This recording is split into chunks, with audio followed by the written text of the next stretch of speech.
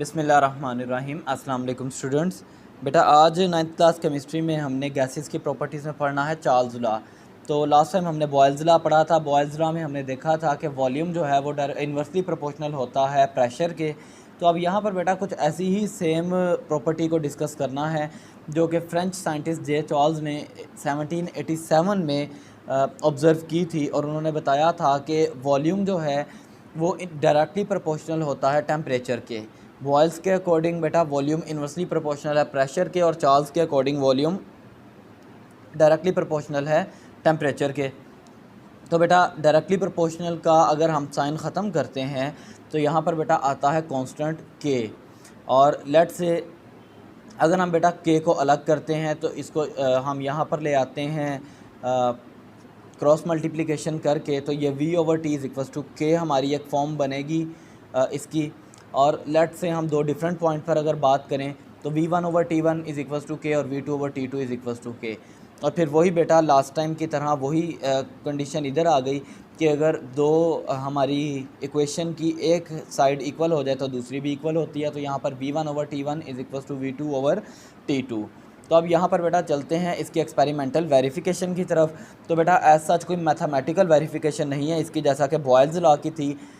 इसकी बेटा सिंपल सी वेरिफिकेशन क्या है कि आपने प्रेशर इसके अंदर बेटा कांस्टेंट रखना है। प्रेशर को आपने बिल्कुल भी इसमें नहीं छेड़ना, ना बढ़ाना है ना कम करना है।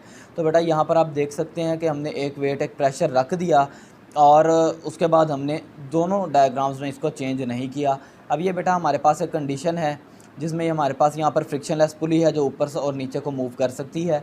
ये हमारे पास कंटेनर के अंदर गैस है और ये इसके ऊपर प्रेशर है, ये इसका सारा वॉल्यूम है। अब बेटा अगर हम इसको रखें आग पर, इसका टेम्परेचर बढ़ाएं, और इसका टेम्परेचर बढ़ाने से बेटा क्या होगा कि इसके जो काइनेटिक मोशन है वो बेटा बढ़ जाएगी। इसकी काइनेटिक एनर्जी बढ़ेगी, ये मूव करेगा, इसकी काइनेटिक मोशन बढ़ेगी, और काइनेटिक मोशन बढ़ने से क्या होगा, ये इसके मॉलिक्यूल्स बेटा आपस में टकराएंगे, कोलाइड करेंगे, और एज अ रिज़ल्ट इसका बेटा वॉल्यूम बढ़ना शुरू हो जाएगा। यहाँ पर आप गौर कर सकते हैं कि यहाँ पर बेटा इसका वॉल्यूम थोड़ा सा कम है, लेकिन यहाँ पर इसका वॉल्यूम बढ़कर ज़्यादा हो चुका है, इसका वॉल्यूम इंक्रीज़ हो चुका है।